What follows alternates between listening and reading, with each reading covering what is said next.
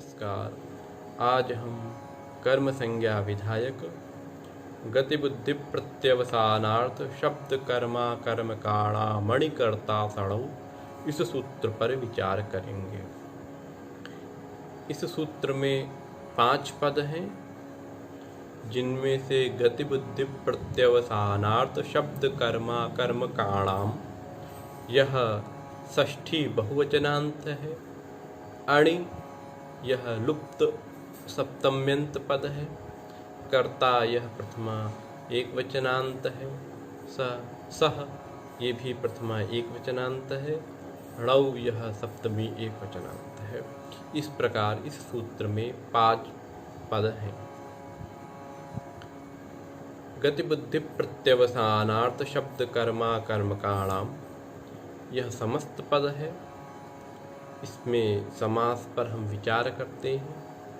तो यहाँ पर गतिश्च बुद्धिश्च प्रत्यवसानंच तानि गतिबुद्धि प्रत्यवसानानि यह इतरेतर योग द्वंद्व समास है। उसके बाद गतिबुद्धि प्रत्यवसानानि अर्थः येषां ते गतिबुद्धि प्रत्यवसानार्थाः यह बहुव्रीहि समास है। इस प्रकार इस समास को द्वंद्व गर्भक बहुव्रीहि समास कहेंगे। उसके बाद शब्दः कर्म येषां ते शब्द कर्माणः पुनः अविद्यमानं कर्म येषां ते अकर्मकाः दोनों ही जगह बहुव्रीहि समास है। उसके अनंतर गतिबुद्धि प्रत्यवसानार्थाः शब्द कर्माणः अकर्मकाश्च ते फिर क्या हो गया, यहाँ पर द्वंद्व हो गया। तो उससे क्या निष्पन्न हुआ, गतिबुद्धि प्रत्यवसानार्थ शब्द कर्मा कर्मकाः। फिर उसका षष्ठी बहुवचन में गतिबुद्धि प्रत्यवसानार्थ शब्द कर्म काणाम क्या, गतिबुद्धि प्रत्यवसानार्थ शब्द कर्मा कर्म काणाम यह रूप बना। अब गतिबुद्धि प्रत्यवसानानि अर्थः येषां ये जो बहुव्रीहि समास है उसके अंतर्गत गतिबुद्धि प्रत्यवसानानि यह द्वंद्व समास है।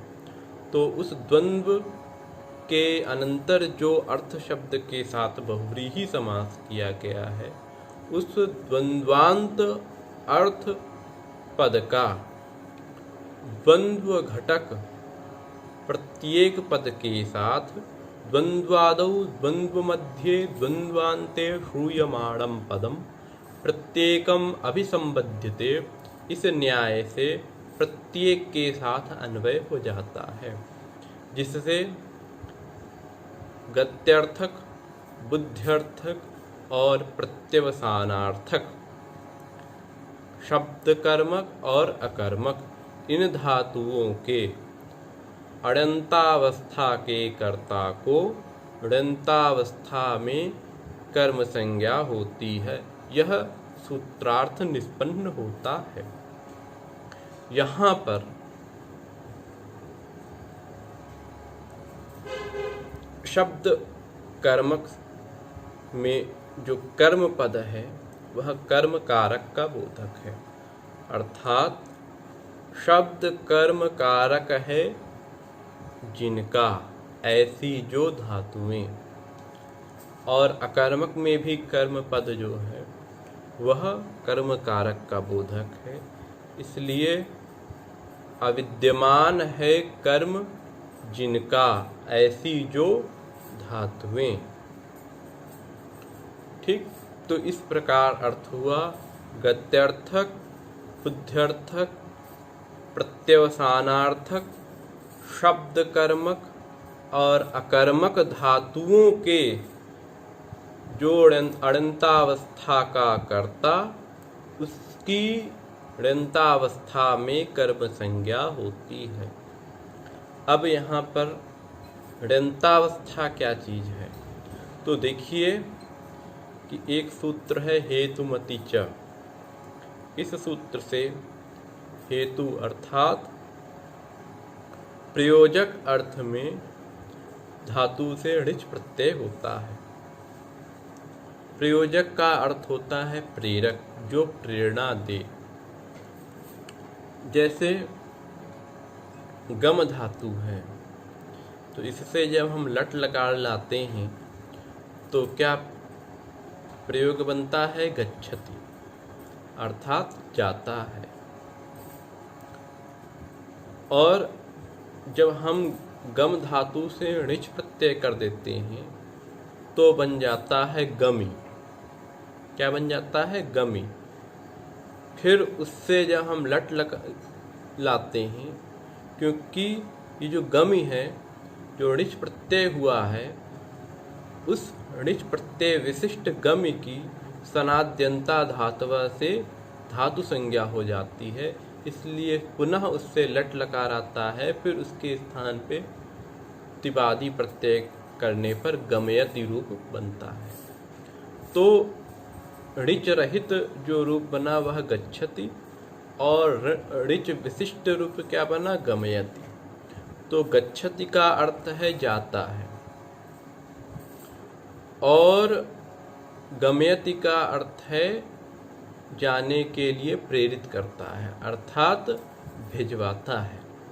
ठीक, उदाहरण से समझते हैं। जैसे देवदत्त घर जाता है। क्या हमने कहा? देवदत्त घर जाता है। तो इसका अनुवाद होगा देवदत्तः गृहं गच्छति। जहाँ पर गच्छति यह क्रिया है, उस क्रिया का कर्ता कौन है? देवदत्त। और कर्म कौन है? गृह। ठीक है। तो जो गच्छति क्रिया है, यहाँ पर ऋच प्रत्यय नहीं हुआ है। तो यह जो क्रिया है, तत्वाचक जो धातु है गम धातु, वह धातु किस प्रकार की है? अण्यन्तावस्था की धातु है। ठीक, कैसी धातु है? अण्यन्तावस्था की, क्योंकि यहाँ पर अभी हमने ऋच प्रत्यय नहीं किया, इसलिए गच्छति ये अण्यन्तावस्था की जो धातु है उसका कर्ता है देवदत्त। ठीक है।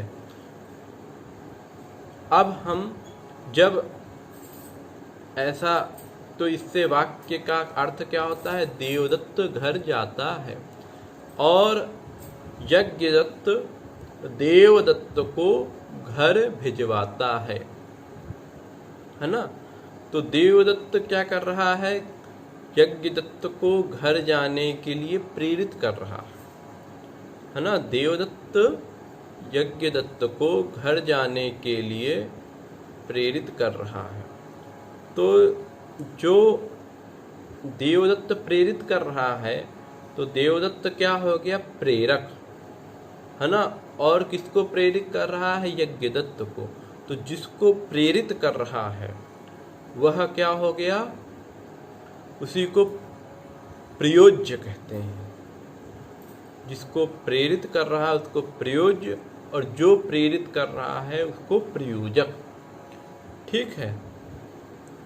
तो यज्ञदत्तः गृहं गच्छति, ये अण्यन्तावस्था का वाक्य है ना?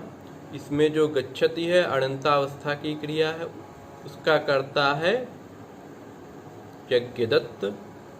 और जब हम कहेंगे देवदत्त यज्ञदत्त को घर भिजवाता है, तो इस अर्थ में भिजवाता है, इस प्रेरणा अर्थ में हम गम धातु से ऋच प्रत्यय कर दिए तो क्या बन गया? गमयति।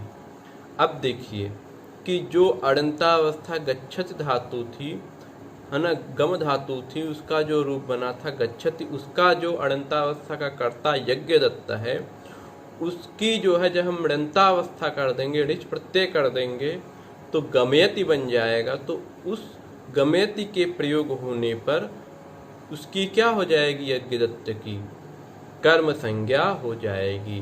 क्यों? क्योंकि जो गम धातु है वो गति अर्थ की है ना?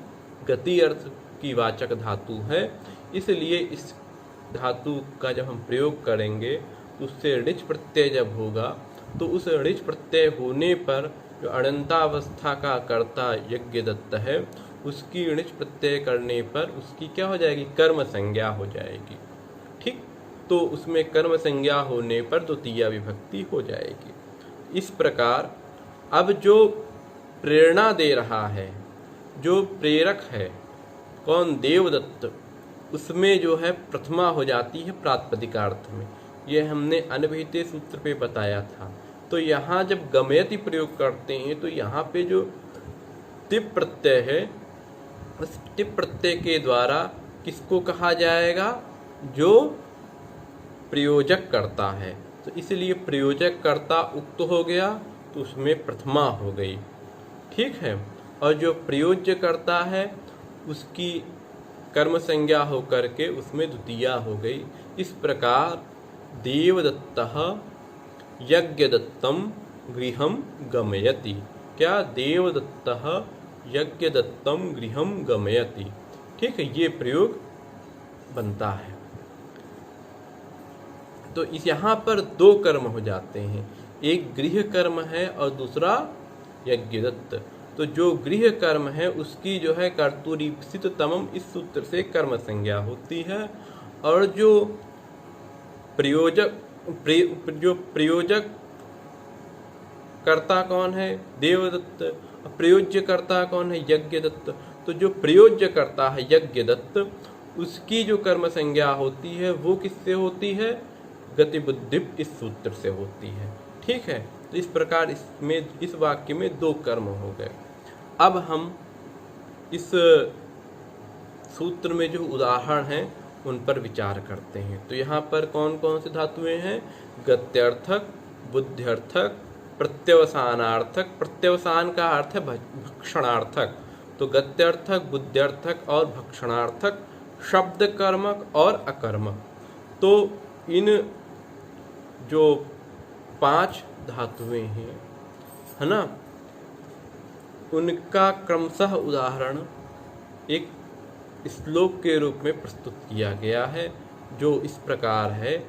शत्रून गमयत स्वर्गम वेदार्थम स्वान वेदयत आसयच्चामृतम देवान वेदम अध्यापयत विधिम आसयत सलिले पृथ्वीम यह स मे श्री हरिर्गति। अब इसमें हम जो है इन उदाहरणों को क्रम से समझेंगे। पहला है शत्रून अगमयत स्वर्गम, शत्रुओं को स्वर्ग भिजवाते हैं। तो पहले हम इससे अनंतावस्था का वाक्य प्रयोग करेंगे। तो शत्रु लोग स्वर्ग को गए। क्या, शत्रु लोग स्वर्ग को गए। जब हरि ने शत्रुओं का वध किया तो क्या हुआ कि हरि के द्वारा उनका वध किए जाने पर शत्रु जो है स्वर्ग को गए। ठीक है, तो शत्रु लोग स्वर्ग को गए। तो इसका जब हम वाक्य प्रयोग करेंगे तो क्योंकि भूतकाल का है इसलिए लंग लकार का प्रयोग करेंगे। तो क्या होगा, शत्रवः स्वर्गम अगच्छन्। क्या, शत्रवः स्वर्गम अगच्छन्। और हरि ने शत्रुओं को स्वर्ग भिजवाया या भेजा। हरि ने शत्रुओं को स्वर्ग भेजा। तो अब यहाँ पर शत्रु लोग स्वर्ग गए। तो जब हम अगच्छन् कहे तो ये अड़ंतावस्था की क्रिया है, उसका कर्ता कौन है, शत्रु। वो क्या है, प्रयोज्य करता है, और प्रयोजक प्रेरक कौन है, हरि। तो हरि जो है प्रेरित कर रहे हैं स्वर्ग जाने के लिए। तो यहाँ पर गम धातु से हम जब ऋच प्रत्यय कर देंगे तो उसका रूप क्या बनेगा, अगमयत। क्या, अगमयत। ठीक है, तो हरि ने शत्रुओं को स्वर्ग भिजवाया। तो अड़ंतावस्था का जो कर्ता था शत्रु, उसकी जब हम ऋणतावस्था में क्या कर दिए, कर्म संज्ञा कर दिए, तो उसमें द्वितीया हो गई। तो क्या हो गया, शत्रुन स्वर्गम अगमयत। अब देखिए अगमयत में जो ता प्रत्यय है वह हमने बताया था कि किस अर्थ में होता है, प्रयोजक कर्ता में। इसलिए प्रयोजक कर्ता जो हरि है वो उक्त हो गए, उसमें प्रातिपदिकार्थ में प्रथमा हो गई। अब जो क्रिया है वो भी, क्योंकि हरि एक वचन है, प्रथम पुरुष एक वचन, इसलिए यहाँ पर भी प्रथम पुरुष एक वचन का प्रयोग होता है। इसलिए हरि ही शत्रुन स्वर्गम अगमयत, ये जो है गत्यर्थक धातु का उदाहरण हो गया।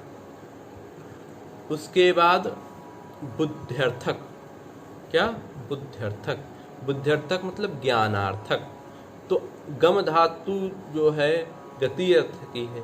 इसी प्रकार अन्य भी जो गत्यर्थक धातुएं हैं, गति अर्थ में जितनी भी धातुएं, उन सभी धातुओं के अणंतावस्था के कर्ता को अणंतावस्था में कर्म संज्ञा होगी। उसी प्रकार जो ज्ञानार्थक धातुएं हैं उनके भी, और जो क्या है भक्षणार्थक धातुएं हैं उनके भी अणंतावस्था के कर्ता को अणंतावस्था में कर्म संज्ञा होगी, सर्वत्र जितनी भी धातुएं सभी में। ठीक है, अब ज्ञानार्थक धातु का उदाहरण लेते हैं, जैसे स्वे वेदार्थम अविदुः, स्वे वेदार्थम अविदुः। अब यहाँ पर जो अविदुः ये अणंतावस्था की क्रिया है, उसका कर्ता कौन है, स्वे।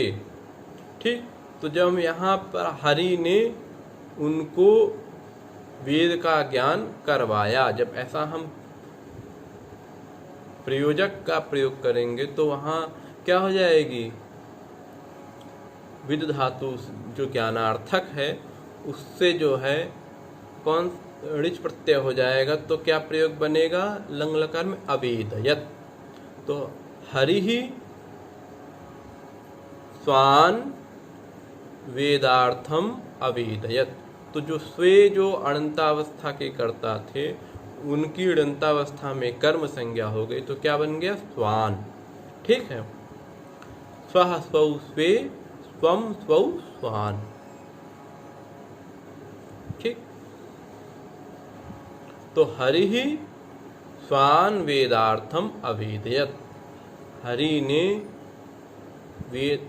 वेदार्थ का ज्ञान करवाया। ठीक, उसके बाद अगला उदाहरण है भक्षणार्थक। क्या, भक्षणार्थक। तो देवताओं ने अमृत को खाया, क्या, देवताओं ने अमृत को खाया।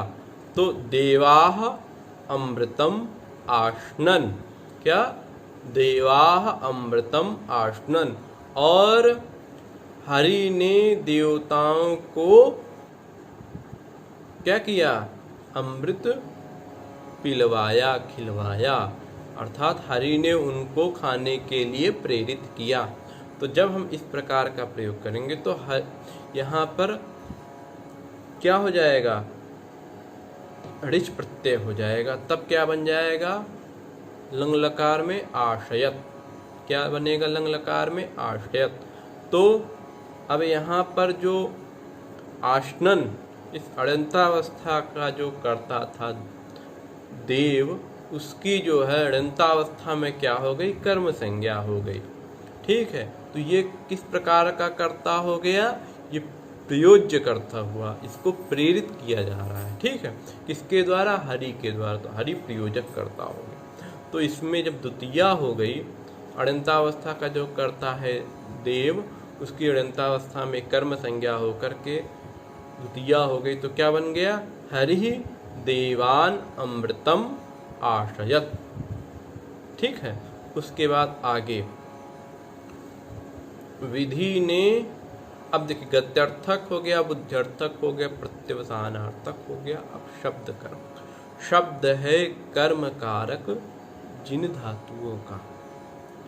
तो देखिए वेद क्या है, शब्द राशि है, वो शब्द रूप है ना। वेद कोई ग्रंथ नहीं, अभी तो क्या है, शब्द रूप ही है। तो वेद रूप शब्द राशि को विधि ने जाना। ठीक, अध्ययन किया, प्राप्त किया, पढ़ा, तो विधि ने वेद को पढ़ा तो जाना। तो यहाँ पर देखिए जो वेद है वो शब्द राशि, इसलिए जो आदि उपसर्ग पूर्वक इंग धातु है वो कैसी हो गई, शब्द, इसका जो कर्म है वेद वो शब्द कर्मक है, शब्द ही उसमें कर्म बन रहा है, इसलिए ये कैसी हो गई, शब्द कर्मक। ठीक, तो विधि वेदम अध्ययित, ये आत्मनेपद की धातु है। ठीक है, तो विधि वेदम अध्ययित, और हरि ने विधि को वेद का अध्यापन करवाया। ठीक, कराया, या विधि, हरि ने विधि को वेद पढ़ाया, का ज्ञान कराया। तब क्या हो जाएगा, जो विधि है वो अनंतावस्था के कर्ता है, अध्येति अनंतावस्था की जो कर्ता उस क्रिया है उसके कर्ता कौन है, विधि। उनकी जब हम ऋच प्रत्यय कर देंगे तो वो जो अनंतावस्था के कर्ता विधि है उनकी क्या हो जाएगी, कर्म संज्ञा। कर्म संज्ञा होने से द्वितीया हो जाएगी। तब हरि ही विधिम वेदम अध्यापयत। ठीक है, लंग लकार का है, सब भूतकाल का प्रयोग है। उसके बाद अकर्मक धातु। अकर्मक का अर्थ है कर्म विद्यमान नहीं है जिन धातुओं का, अर्थात जिन धातुओं का कर्म क्या है, विद्यमान है, उन धातुओं को अकर्मक कहते हैं। जैसे आस धातु है, शींग धातु है, ठीक, स्था धातु है, तो ये क्या है, अकर्मक धातु है। तो इन धातुओं का जो कर्ता होगा उनकी भी ऋणतावस्था में क्या होगी, कर्म संज्ञा होगी। जैसे पृथ्वी जल में स्थिर थी, क्या, पृथ्वी जल में स्थित हुई। और तो यहाँ पे क्या बनेगा इसका वाक्य, पृथ्वी सलिले आस्त, क्या, ठीक।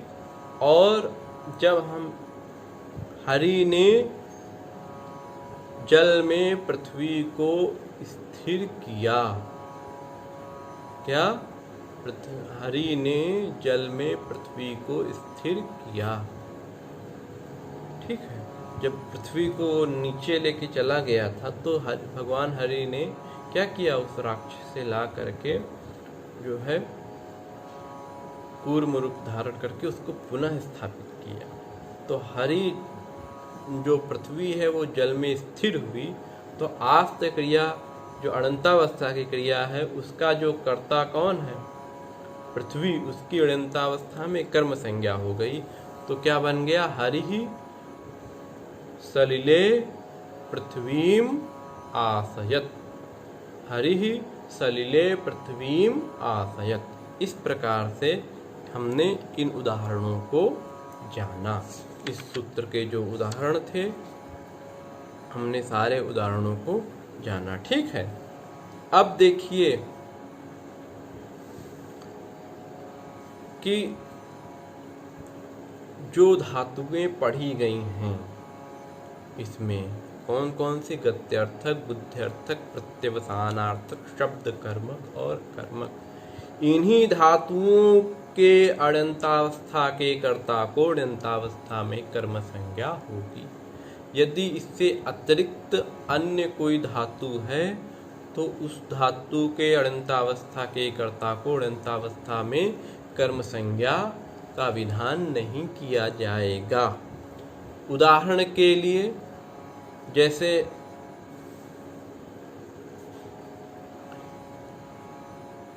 देवदत्त, क्या, देवदत्त तंडुल को पचाता है, या है ना,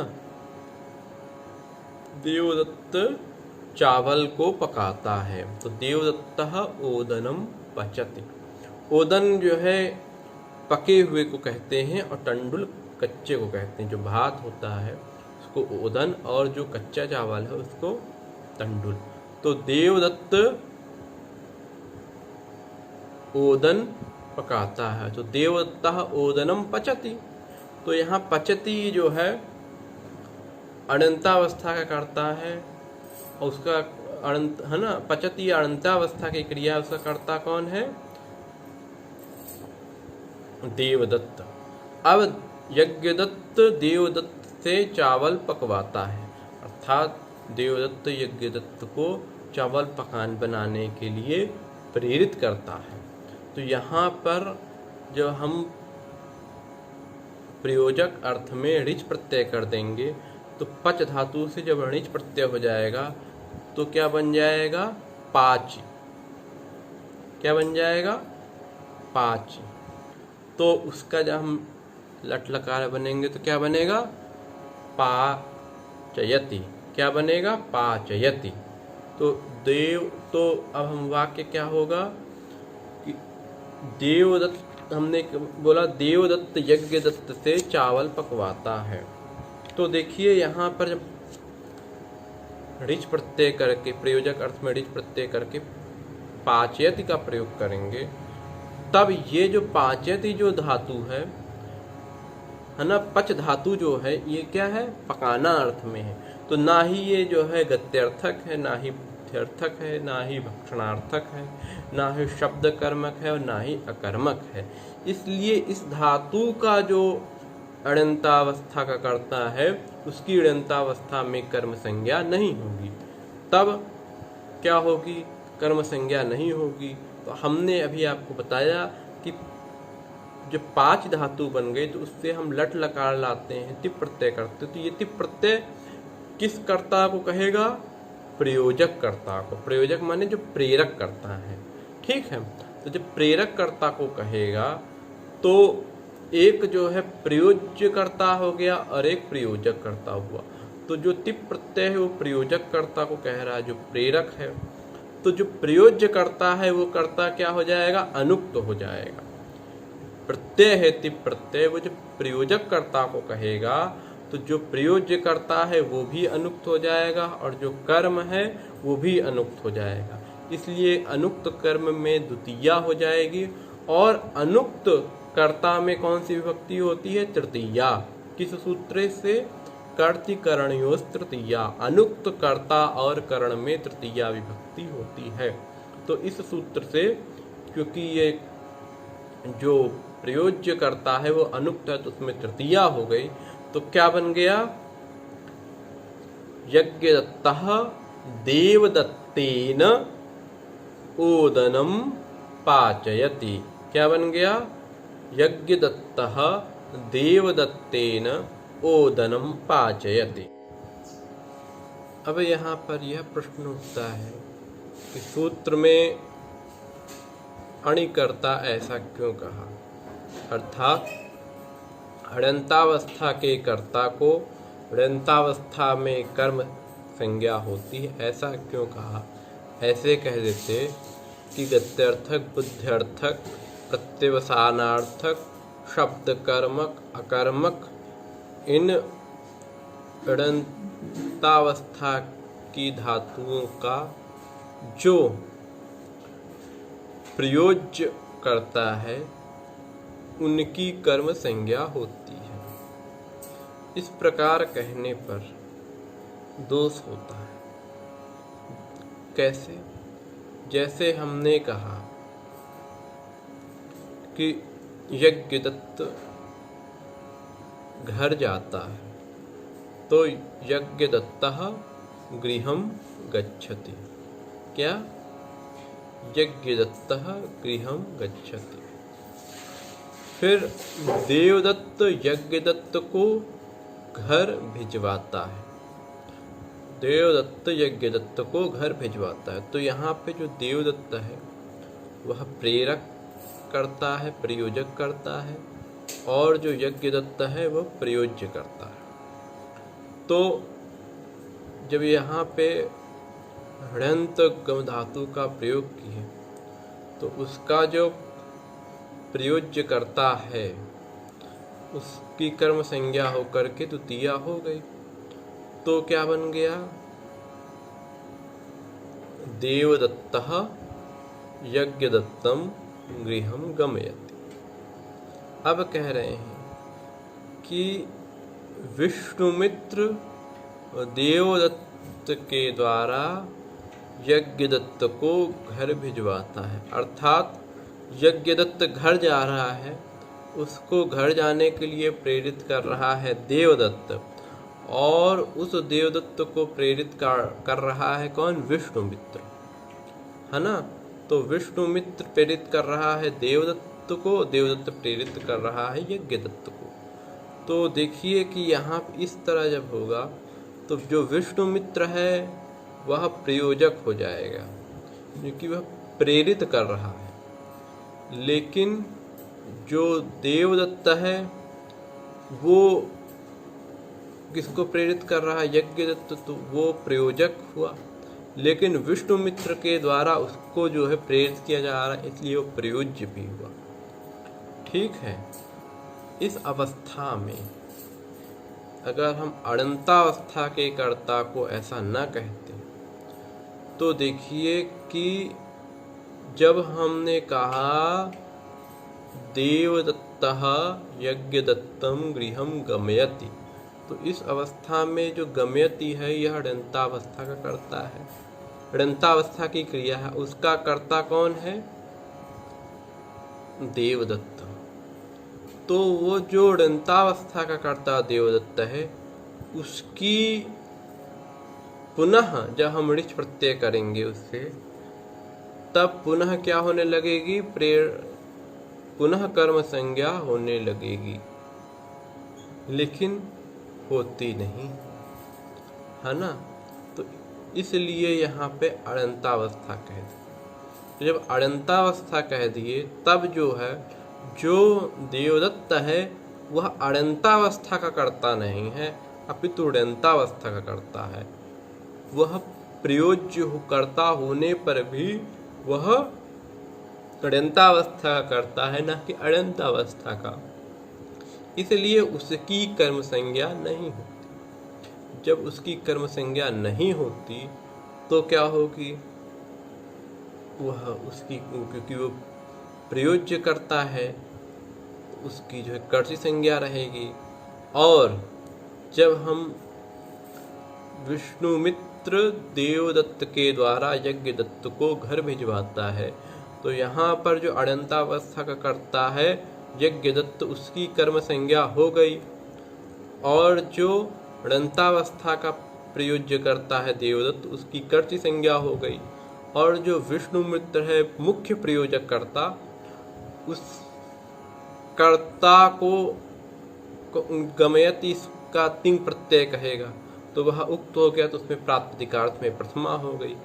अब जो विष्णुमित्र रूप जो प्रयोजक करता, उसके द्वारा जो प्रयोज्य देवदत्त रूप करता है वह अनुक्त है, इसलिए अनुक्त होने से उसमें कर्तिकर्णो तृतीया से तृतीया हो गई, और यज्ञदत्त की कर्म संज्ञा हो गई, इसलिए उसमें द्वितीया हो गई। तब क्या बना? विष्णुमित्रः देवदत्तेन यज्ञदत्तम गृहम गमयति। क्या बन गया? विष्णुमित्रः देवदत्तेन यज्ञदत्तम गृहम गमयति। ठीक है, यही इसका फल हो गया अड़ंतावस्था कहने पर। अन्यथा यहाँ पर जो देवदत्त है उसकी भी कर्म संज्ञा की आपत्ति होने लगती। अब हो गया। अब आगे चलते हैं। उसके बाद वार्तिक है नि वह्योर न। नि और वह धातु में नहीं होता। क्या नहीं होता? तो नि और वह धातु के अड़ंतावस्था के कर्ता को अड़ंतावस्था में कर्म संज्ञा नहीं होती। तो देखिए नि और वह धातु जो है ये भी क्या है? गति अर्थ के वाचक है। तो यहाँ पर गत्यर्थक होने से सूत्र से जो है इनके अड़ंतावस्था के कर्ता को अड़ंतावस्था में कर्म संज्ञा प्राप्त थी और उस का निषेध करने के लिए यह वार्तिक पढ़ा गया। इसलिए यहाँ पर भी जो है नि और वह धातु के अड़ंतावस्था के कर्ता को अड़ंतावस्था में कर्म संज्ञा नहीं होगी। जब कर्म संज्ञा नहीं होगी तो क्या होगी कि वो जो है वहाँ पर कर्तृ संज्ञा हो जाएगी और अनुक्त कर्ता होने से तृतीया विभक्ति हो जाएगी। जैसे उदाहरण दिया कि नायति वाहयति वा भारम वृत्त्येन। क्या? नायति वाहयति वा भारम वृत्त्येन। भृत्य जो है क्या करता है? भार को वहन करता है। ठीक है, भृत्य भार को ले जाता है, वहन करता है। तो भृत्यः भारम वहति नयति। ठीक, भृत्यः भारम वहति नयति। और जो राजा है वह भृत्य अर्थात नौकर से भार को ढुलवाता है ना, वहन करवाता है। तब यहाँ पर जो राजा है वह क्या हो गया? प्रयोजक कर्ता हो गया। भृत्य क्या है? प्रयोज्य करता है। उसकी नि और वह धातु गत्यर्थक है, इसलिए इन दोनों धातुओं के जो अड़ंतावस्था का कर्ता भृत्य है उसकी अड़ंतावस्था में कर्म संज्ञा प्राप्त थी, उसका प्रकृत वार्तिक से निषेध हो जाता है। जब निषेध हो गया तो भृत जो यहाँ पे नायति वाह्यति इस अड़ंत से जो लट लकार ला के तिप प्रत्यय किए हैं, वह तिप प्रत्यय किसको कहेगा? प्रयोजक कर्ता को। तो प्रयोजक कर्ता कौन है? राजा। तो वह उक्त हो जाएगा, उसमें प्रातिपदिकार्थ में प्रथमा हो जाएगी। और जो प्रयोज्य कर्ता भृत्य है वह अनुक्त है, इसलिए उस अनुक्त कर्ता में कर्तृकर्णयों तृतीया से तृतीया हो गई, जिससे क्या बनता है? राजा भृत्येन भारम नायति वाहयति वा। ठीक है। अब फिर एक निषेध किया, नियंत्रिकर्तृकस्य वहेर निषेधः। क्या? नियंत्रिकर्तृकस्य वहेर निषेधः। देखिए, आप जब इसको पढ़ें तो अपने सामने सिद्धांत कौमुदी को रखें और हो सके तो बाल मनोरमा यदि उपलब्ध हो तो उसको भी रखें, जिससे उनकी पंक्तियां आपको स्पष्ट हो जाएं। तो यहाँ पर क्या कहा? नियंत्रिकर्तृकस्य वहेर निषेधः। तो देखिए, वह धातु में गत्यर्थक होने पर कर्म संज्ञा प्राप्त थी सूत्र से, उस कर्म संज्ञा का निषेध निवह्योर्न इस वार्तिक के द्वारा किया। अब यदि नियंता करता हो, कौन? नियंता करता हो, तब वह धातु के अड़ंतावस्था के कर्ता को अड़ंतावस्था में कर्म संज्ञा का जो निषेध किया गया है निवह्योर्न, उसका निषेध होता है। अर्थात वहाँ पर अड़ंतावस्था के कर्ता को अड़ंतावस्था में कर्म संज्ञा हो जाती है। नियंता अर्थात नियमन करने वाला, जो नियंत्रित करे, है ना? क्या करे? जो नियंत्रित करे। ठीक है। जैसे जो सारथी होता है वह क्या करता है? नियंत्रण करता है। जैसे जो वहन करने वाला होता है उसको क्या कहते हैं? वहन्ति इति वाहाः। जो वहन करने वाला उसको क्या कहेंगे? वाह। तो वाहाः माने अश्वाः या बलिवर्दाः। कौन वहन करता है? रथ का वहन, रथ को कौन ढोता है? तो अश्व ढोते हैं या बैल ढोते हैं, तो बैल को बलिवर्द कहते हैं। ठीक है, तो वाह माने वहन करने वाला, कौन? अश्व या बलिवर्द। तो जो वहन करने वाले अश्व हैं वो रथ को वहन करते हैं। तो देखिए, अश्व रथ को वहन करते हैं, तो वाह रथ को वहन करते हैं, तो वाहाह रथम वहन्ति। ठीक, वाहाह रथम वहन्ति। अब यहाँ जो अणितावस्था का कर्ता वहन्ति है, उसका अणितावस्था की जो क्रिया वहन्ति है उसका कर्ता कौन है? वाहाह। अब देखिए, वाह रथ को वहन करते हैं और जो सारथी है, कौन? सारथी। तो वह जो है अश्व को या बैलों क्या करता है? नियंत्रित करता है उनकी रस्सी पकड़ के, तो वो नियंता हो गया। तो जो सूत है, सारथी है, वह वाह अर्थात वाह को से रथ को वहन करवाता है ना? ठीक है, सारथी वाह के द्वारा रथ को वहन करवाता है। तो देखिए, यहाँ पर जो प्रयोजक करता है वह कौन है? नियंता है, नियंत्रण करने वाला सूत है ना? तो यहाँ पर जो है निवह्योर न, इससे जो निषेध प्राप्त था उसका निषेध कर दिया गया, तब यहाँ पर गतिबुद्धि सूत्र से कर्म संज्ञा हो जाएगी। तो सूत बाहु से रथ को वहन करवाता है, तो जब यहाँ ऋच प्रत्यय कर दिया तो क्या बन गया? वाहयति। ठीक है, तो सूतः वाहान रथम वाहयति। ठीक है, तो वाहन ये जो है बहुत सारे घोड़े हैं, इसलिए दो से अधिक हैं, इसलिए बहुवचन का प्रयोग हो गया, द्वितीया बहुवचन में। तो ठीक है, समझ गए। अब आगे चलते हैं। फिर आदि खाद्योर न, आदि खाद्योर न, सॉरी, आद धातु और खाद धातु, क्या? अद धातु और खाद धातु, इनके भी अड़ंतावस्था के कर्ता को ऋणतावस्था में कर्म संज्ञा का निषेध करना चाहिए।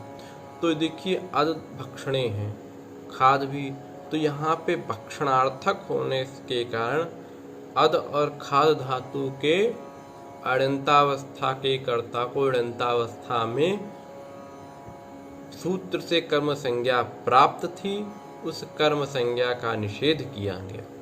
ठीक है, इन धातुओं में। तो उदाहरण देखते हैं, जैसे बटु अन्न को खाता है, क्या? बटु अन्न को खाता है, तो बटुः अन्नम अत्ति खादति वा, क्या?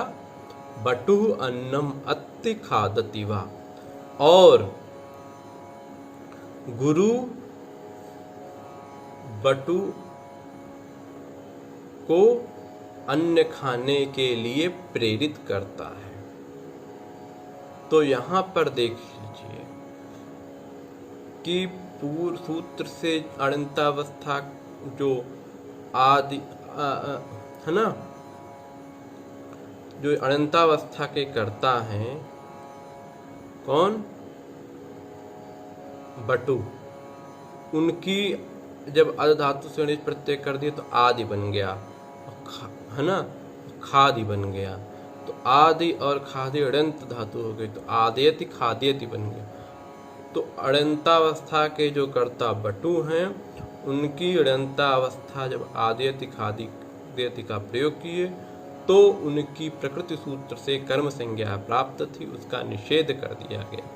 जब निषेध कर दिया गया तो कर्म संज्ञा नहीं हुई, क्योंकि बटु क्या है, प्रयोज्य करता है, वो प्रेरित किया जा रहा है गुरु के द्वारा, इसलिए प्रयोज्य करता होने से उसमें कर्तिकर्णयो तृतीया से तृतीया हो गई। जो गुरु है प्रयोजक करता है, और उसी प्रयोजक कर्ता अर्थ में आदेति खादेति में तिप प्रत्यय का विधान किया गया है। इसलिए प्रयोजक कर्ता जो गुरु है वह उक्त हो गया, तो उसमें प्रातिपदिक अर्थ में प्रथमा हो गई। तो इस प्रकार क्या बना, गुरुहु बटुना अन्नम आदयति खादयति वा। ठीक है। अब जो है कह रहे हैं भक्षेर अहिंसार्थस्य न, भक्ष धातु का यदि प्रयोग किया जाए, किस धातु का, भक्ष धातु का, और अहिंसार्थक क्या, अहिंसा गम्यमान, तब वहां पर भी जो है अड़ंतावस्था के कर्ता को अड़ंतावस्था में जो सूत्र से कर्म संज्ञा प्राप्त है उसका निषेध होता है। उदाहरण देखिए, जैसे भक्ष धातु का उदाहरण है कि जो बटु है वह अन्न को खाता है, भक्ष धातु भी उसी अर्थ में है, लेकिन जब भक्ष धातु का प्रयोग करेंगे तो केवल क्या हो जाएगा, रूप में अंतर हो जाएगा। तो जैसे हमने कहा कि बटु अन्न को खाता है, तो बटुः अन्नम भक्षयति, और गुरु बटु को अन्न खाने के लिए प्रेरित करता है, तो गुरुः बटुना अन्नम भक्षयति। ठीक है। तो यहाँ अन्न जो खाना है वो हिंसा नहीं है, अहिंसा है। जब कोई वृक्ष सूख जाता है तो उसको खाने में हिंसा नहीं होती। जैसे गेहूँ, चावल इत्यादि क्या हो जाते हैं, स्वतः ही सूख जाते हैं, तो उनको खाने में हिंसा नहीं। लेकिन यदि हरा है तो उसको खाने में क्या होती है, हिंसा होती है। जैसे शाक इत्यादि या के भक्षण में हिंसा होती है। तो जब जो बलिवर्द है अर्थात जो बैल है वह घास को खाता है, तो जो घास है वह हरी है, तो उसके भक्षण में क्या है, हिंसा है। तो बलिवर्द घास को खाते हैं, तो बलि वर्दाः सस्यम भक्षयन्ति, और स्वामी बलिवर्दों को घास खाने के लिए प्रेरित करता है। तब क्या होगा कि जो अड़ंतावस्था का कर्ता है बलिवर्द, उसकी अड़ंतावस्था में कर्म संज्ञा प्रकृति सूत्र से हो जाएगी, वहाँ पर निषेध नहीं होगा, क्योंकि यहाँ पर हिंसा है। ठीक है। तब क्या होगा कि स्वामी ही बलिवर्दान सस्यम भक्षयति। अब जलपति प्रभृति नाम उपसंख्यानम, जलपति इत्यादि के योग में भी अड़ंतावस्था के कर्ता को अड़ंतावस्था में कर्म संज्ञा होती है। जैसे पुत्र धर्म को कहता है, तो पुत्रः धर्मम जलपति भाषते, और देवदत्त पुत्र से धर्म को कहवाता है, अर्थात देवदत्त पुत्र को धर्म के कहने के लिए प्रेरित करता है। इस स्थिति में जो अड़ंतावस्था का कर्ता पुत्र है उसकी अड़ंतावस्था में कर्म संज्ञा हो गई। तब क्या बना कि देवदत्तः पुत्रम धर्मम जल्पयति भाषयति वा। दृश्य धातु के भी अनंतावस्था के कर्ता को अनंतावस्था में कर्म संज्ञा होती है। भक्त हरि को देखते हैं। क्या भक्त हरि को देखते हैं? तो भक्ताः हरिम पश्यन्ति। भक्ताः हरिम पश्यन्ति। गुरु भक्तों को हरि के दर्शन के लिए प्रेरित करता है ना। गुरु भक्तों को प्रेरित करता है। तो यहाँ पर अनंतावस्था के कर्ता जो भक्त हैं उनकी अनंतावस्था में कर्म संज्ञा हो जाती है। तब गुरु भक्तान हरिम दर्शयति। ठीक है। अब यहाँ पे जो है सूत्र में ज्ञान सामान्य का ग्रहण होगा, ना कि ज्ञान विशेष का। तो जो ज्ञान सामान्य को कहने वाली धातुएं हैं उन्हीं के अनंतावस्था के कर्ता को अनंतावस्था में कर्म संज्ञा होगी। लेकिन जो ज्ञान विशेष की वाचक है उन धातुओं के अनंतावस्था के कर्ता को अनंतावस्था में कर्म संज्ञा नहीं होगी। इसलिए इसे स्मृति धातु है, घ्रा धातु है, स्मरण करने अर्थ में है। तो ये ज्ञान विशेष है। सूंघना ये क्या है? ज्ञान विशेष है ना। स्वाद लेना, सुनना, ये सब विशेष ज्ञान है। तो उसमें जो है अनंतावस्था के कर्ता को अनंतावस्था में कर्म संज्ञा नहीं होती। इसलिए देवदत्तेन स्मारयति घ्रापयति, यहाँ पर कर्म संज्ञा नहीं हुई तो कर्तृ संज्ञा होकर के तृतीया विभक्ति हो गई। उसी प्रकार शब्दाय तीर्ण, शब्दाय धातु के भी अनंतावस्था के कर्ता को अनंतावस्था में कर्म संज्ञा नहीं होती। तो शब्दाय धातु में प्राप्त कैसे है? तो देखिए शब्दम करोति, इस अर्थ में यहाँ पर शब्द वैर कलहाभ्य कर्ण मेघेभ्य करणे, इस सूत्र के द्वारा क्यंग प्रत्यय होने पर शब्दाय बन जाता है। और शब्दाय ये धातु है क्योंकि इसकी सनाद्यंता धातुवत धातु संज्ञा हो जाती है। फिर शब्दाय से ऋच प्रत्यय कर देते हैं। ठीक है। अब देखिए यहाँ पे शब्दं करोति में जो है, जो शब्द है वह क्या है? क्री धातु का कर्म है। लेकिन जब हम शब्दाय बना देते हैं तो यहाँ पे जो शब्द रूपी कर्म है वह धातु में ही अंतर्भूत हो जाता है। शब्दायति जब कहते हैं तो यहाँ पे जो शब्द रूप कर्म है वह कहाँ पे अंतर्भूत हो गया? धातु में ही। तो धातु में ही जब अंतर्भूत हो गया तो यह धातु अकर्मक हो गई। तो अकर्मक होने से अकर्मक धातु के योग में भी अनंतावस्था के कर्ता को अनंतावस्था में कर्म संज्ञा प्राप्त थी, उसका शब्दाय तेर्ण से निषेध हो गया। इसलिए देवदत्तेन शब्दायति, यहाँ पर क्या हुई? देवदत्त की कर्म संज्ञा नहीं हुई, अपितु जो है कर्तृ संज्ञा हो करके प्रयोज्य कर्ता होने के कारण इसमें कर्तृकर्णियों तृतीया से तृतीया हो गई। अब देखिए कह रहे धात्वर्थ संगृहीत कर्म त्वेन अकर्मकत्वात् प्राप्ति।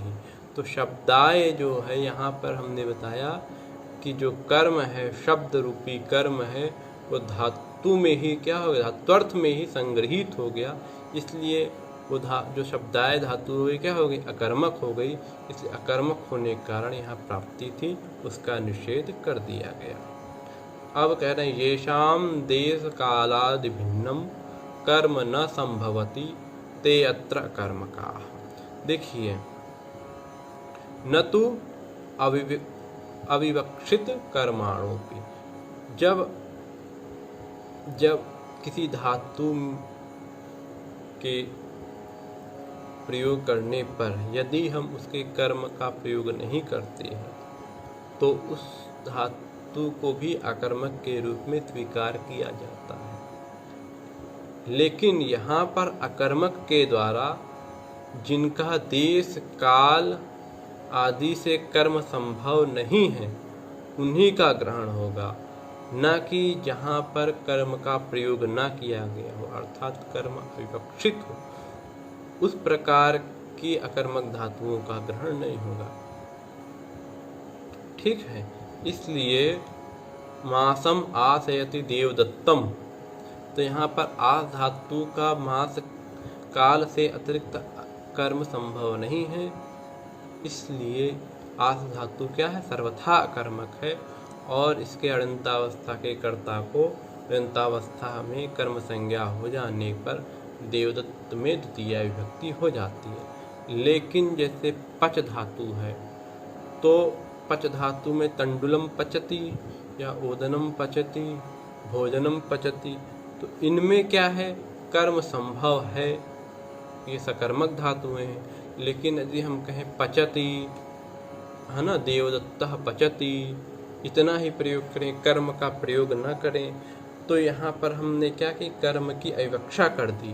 तो इस प्रकार के जो अविवक्षित कर्म वाली धातुएं हैं उनको यहाँ पर अकर्मक के द्वारा ग्रहण नहीं होगा, क्योंकि ये सर्वथा अकर्मक नहीं है, इनमें कर्म का प्रयोग होता है। ठीक, तो जिनमें कभी भी कर्म जिन धातुओं का न मिले उन्हीं को अकर्मक से गृहीत करना है। इसलिए देवदत्तेन पाचयति, यहाँ पर देवदत्त की जो है कर्म संज्ञा नहीं हुई, अपितु प्रयोज्य कर्ता होने के कारण कर्तिकर्णयों तृतीया से तृतीया हो गई, जिससे यज्ञदत्तः देवदत्तेन पाचयति यही प्रयोग बना। ठीक इस प्रकार इस सूत्र पर सामान्य रूप से हमने विचार किया। सिद्धांत कौमुदी के अनुसार इस सूत्र के विषय में अन्य भी विवेचन हैं, जैसे अकथितंच और यह जो गतिबुद्धि सूत्र है, ये दोनों विधि सूत्र हैं, और जो नव्य आचार्य हैं नागेश भट्ट, वे इन दोनों सूत्रों को नियम सूत्र के रूप में गृहीत करते हैं। तो वह नियम और विधि पक्ष कैसे होता है इत्यादि विशेष विचार हम आगे कभी जो है विशेष रूप से ग्रंथों के अध्ययन के संदर्भ में करेंगे। धन्यवाद।